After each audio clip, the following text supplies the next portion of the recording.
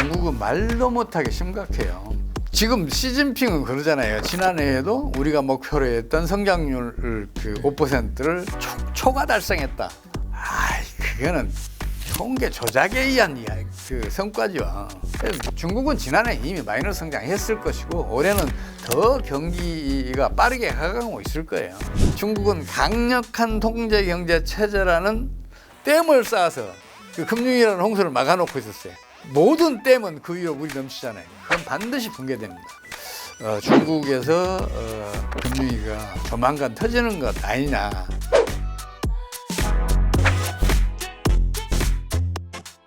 아까 이야기해 주실 때 한국은 이제 미국만큼 약간 기준금리를 올려서 고금리 정책을 펼치고 환율은 오히려 좀 낮춰서 우리나라 원화 가치를 좀 강하게 해야 된다 이렇게 얘기를 해주셨고, 근데 반대로 지금 미국이 딱 그런 상황이잖아요. 고금리 정책에 환율은 좀 낮추고 근데 위기가 오고 있어요. 근데 이게 같은 정책인데도 양쪽이 좀 다르게 받아들이고 있는데 어떻게 그런 부분은 좀 보시는지. 미국의 정책은 다른 나라를 거지로 만드는 전형적인 정책이에요. 고금리 강달러 정책은.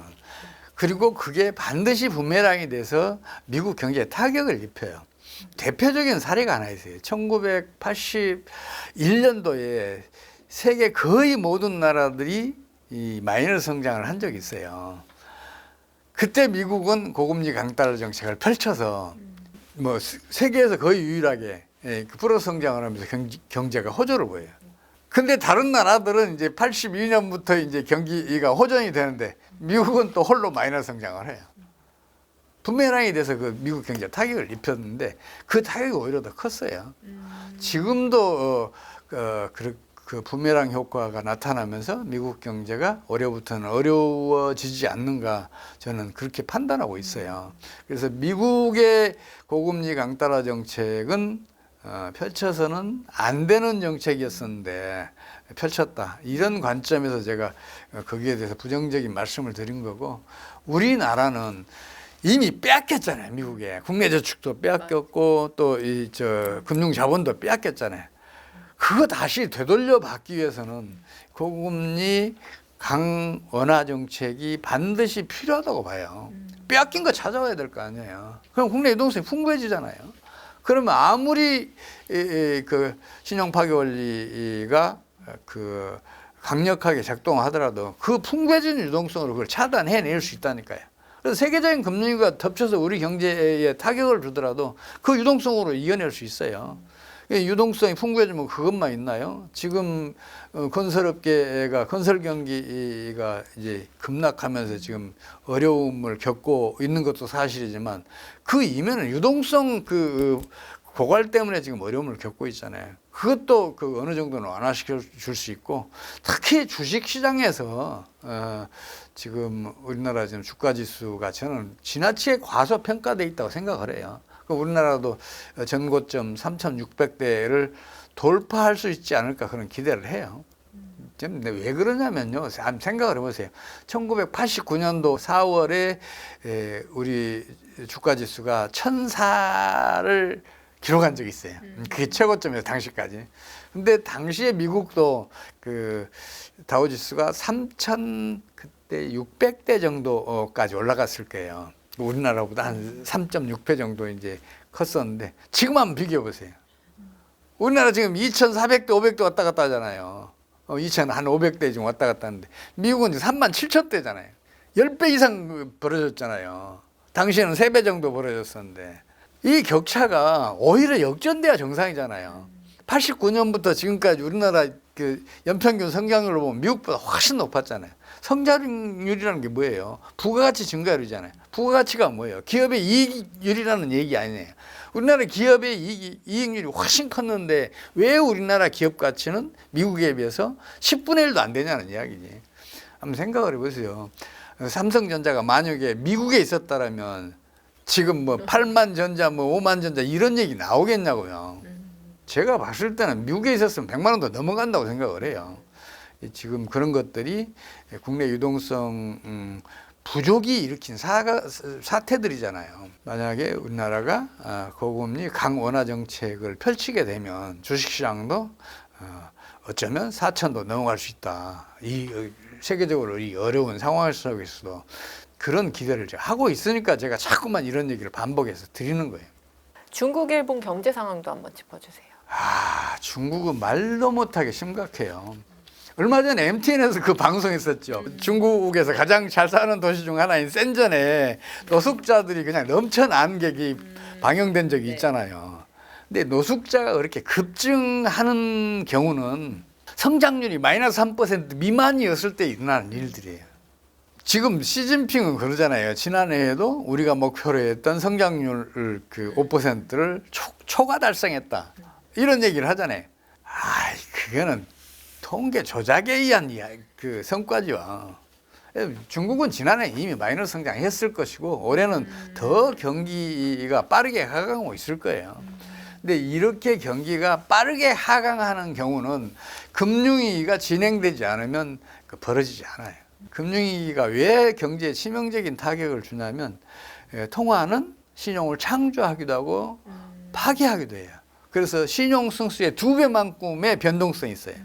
근데 이 통화라는 것은 우리 몸의 혈액과 같은 역할을 한다니까요. 우리 소화기관이 아무리 영양분을 많이 섭취해도 이 혈관계가 제 역할을 하지 못하면 이 건강도 악화되고 생명이 위협받을 수도 있잖아요.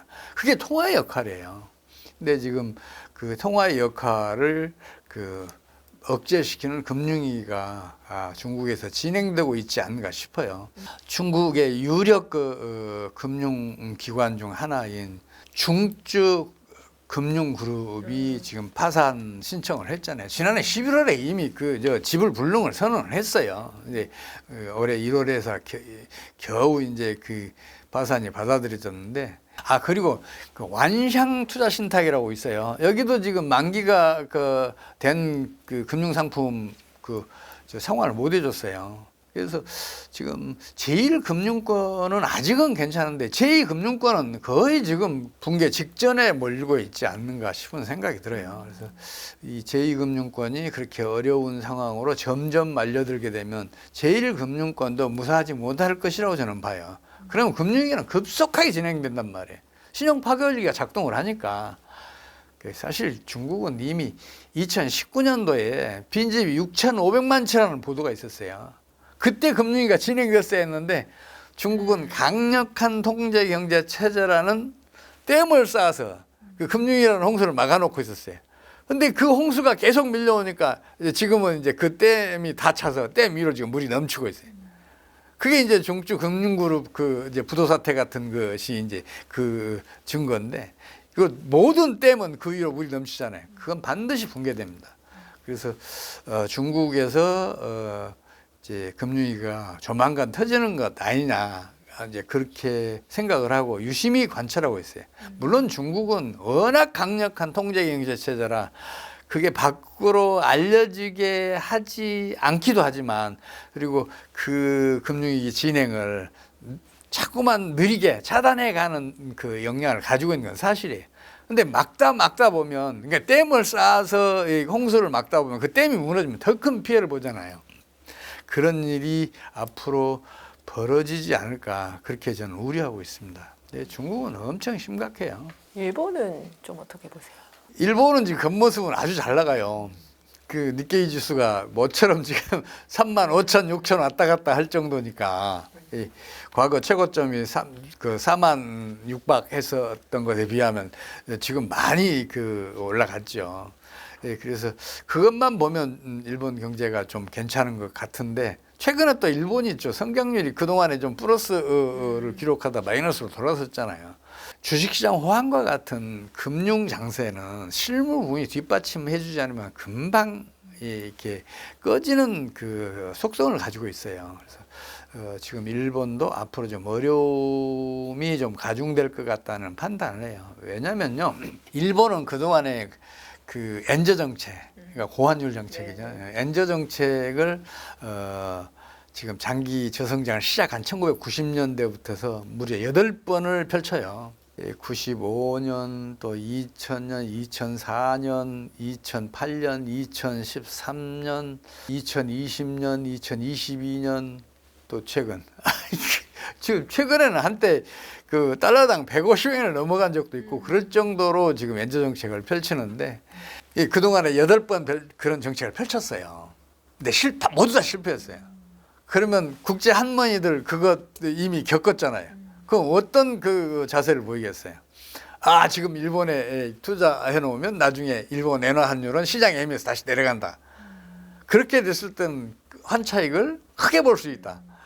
지금 150엔 때 넘어갔을 때 예를 들어서 일본에 투자했다가 나중에 이제 100엔대로 떨어지면 환차익이 50%잖아요.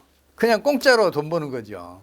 그걸 노리고 지금 국제금융자본들이 주식시장 중심으로 한머니들이 들어와서 주식시장에 호조를 보이고 있는데 이건 일본 기업 실적에 기반한 그 주가 지수가 아니란 말이에요. 그래서 조만간 시장 애매해서 일본 엔화 환율이 120엔대나 110엔대로 떨어지면 국제 한머니들 다 일본 떠난다. 그렇게 되면 일본은 또 치명적인 타격을 입을 것이다. 저는 그렇게 보고 있어요. 그리고 지금 일본이 가장 큰 문제는 뭐냐면 산업 경쟁력은 아주 뛰어나요. 그 30년 동안 그 저성장을 했음에도 불구하고 그 경상수지는 대규모 흑자를 계속해서 기록하고 있잖아요. 그만큼 산업 경쟁력은 뛰어나단 말이에요. 근데 일본 정부가 문제죠. 일본도. 이 경상수지 흑자를 해외 투자라는 미명하에 자꾸만 이걸 유출을 시키고 있어요. 이게 뭘 의미해요? 수출로 애써 벌어들인 소득을 즉각 해외 투자로 유출시켰다는 걸 의미하잖아요. 그건 내수는 위축될 수밖에 없어요. 그런 정책을 반복해서 시행을 하고 있어요. 그러니까 일본 경제가 지금 30년 이상 그 저성장 궤도에서 못 벗어나는 거예요. 일본도 지나치게 경제학 이론에 매달려 있어요. 경상수지 흑자는 성장에 도움이 된다. 경제학 교과서에 나와 있어요. 소득 이론에. 이제 그렇게 믿고 있어요. 근데 세상이라는 게 그렇잖아요. 만사가 그래요. 과유불급이에요. 지나치면 부족함만 못해요. 일본도 경상수지 흑자가 과다해요. 그러니까 더 나쁜 결과를 지금 내고 있잖아요. 근데 중국도 딱 일본이 실패한 그 정책 그대로 따라하고 있어요. 그러니까 중국도 계속해서 성장률이 떨어지고 있잖아요. 2015년 이후로.